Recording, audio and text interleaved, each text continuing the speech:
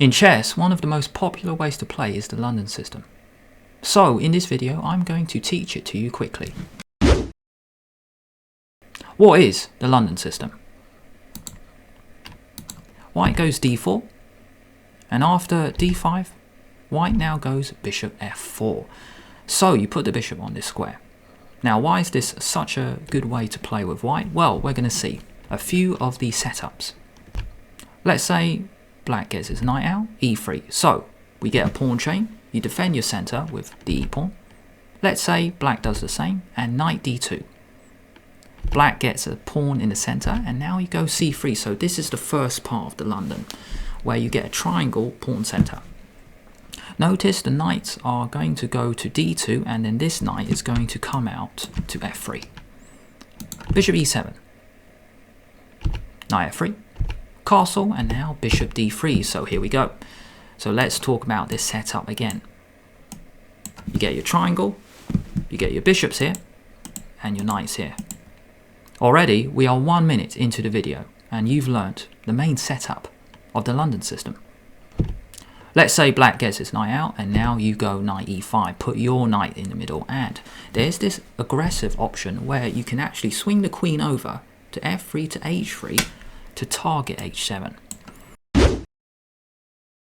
In this setup, we're going to look at if black takes the knight, because it gives white this very aggressive option you actually take with a pawn.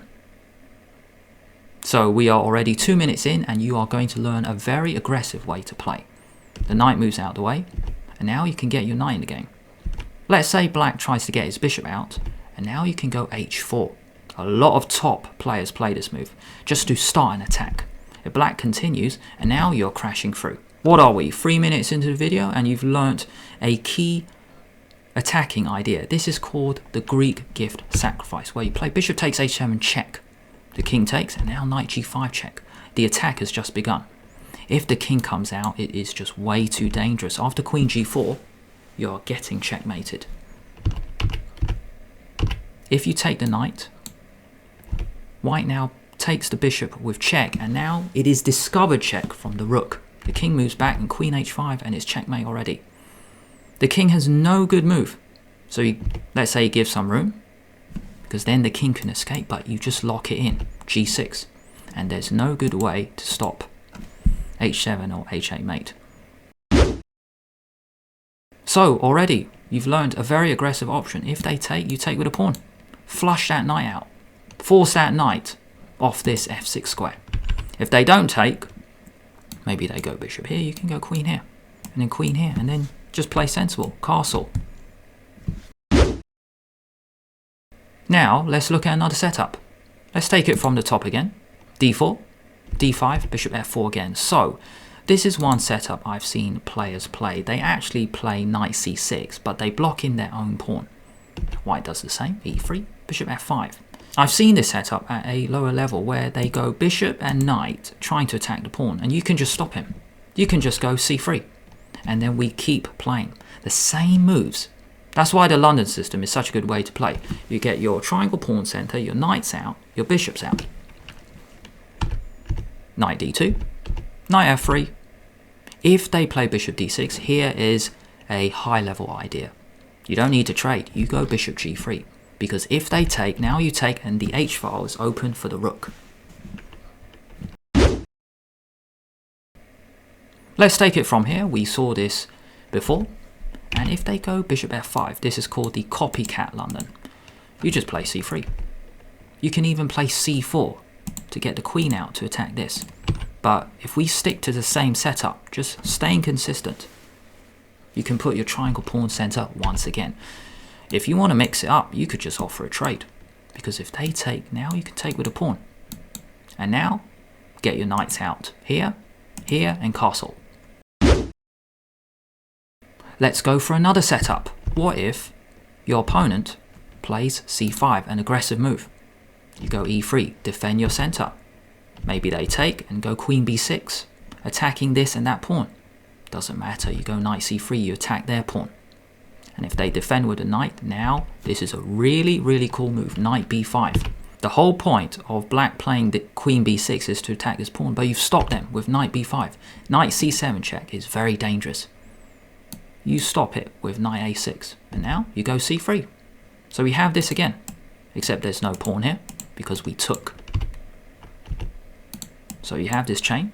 You can always defend your knight with a4. Very useful move in the London. Just chuck in a4 and then get your knight out, bishop out, and castle.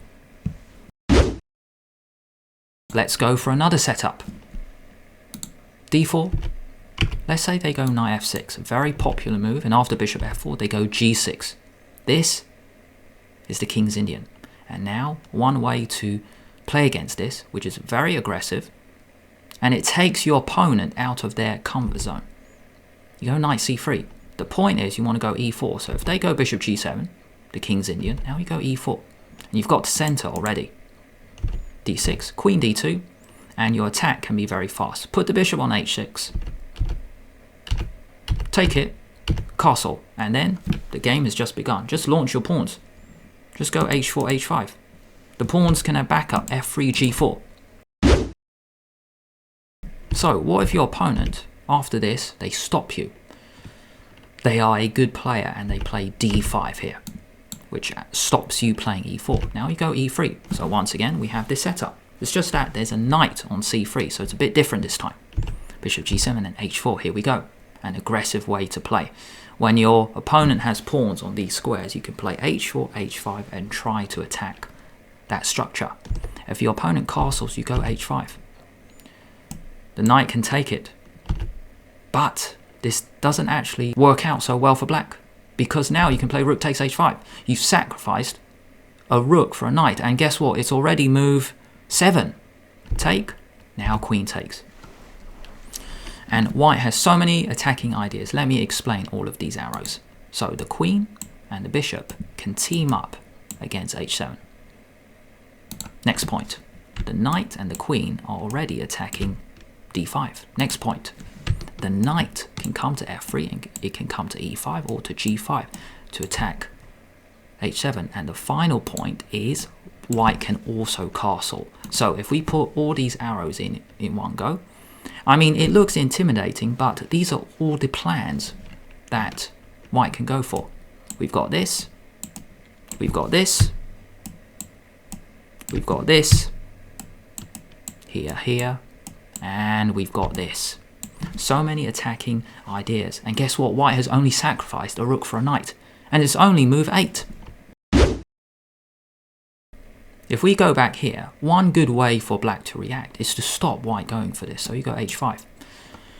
This is actually seen in some high-level games. Black just stops white's attack. But so what? You go knight f3. And then knight e5, queen d2, and now you castle queenside. You play in an aggressive manner.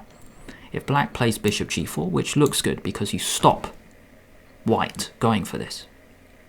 You say, who cares? You go queen d2. Now knight e5 is a threat. Knight in the middle is very dangerous, so if you take it off, white actually now has this aggressive option. You can go e4, because now you've got backup, you've got pawn here, putting pressure here. You can castle, and this bishop can come out somewhere, maybe here or here. So if we played on a little bit, e4, and bishop actually has an extra option on b5. So that's about it. I hope that is a quick intro to the London system for you, and you can now play it in your next game. It is a very good, very simple opening to learn, and you can get great positions. I hope you found this opening chess video useful. If you did, please like the video, because it really does help out the channel. Subscribe and press the bell, so then you get notified when I release a new video. If you guys want to stick around, I've got a couple of video suggestions over here.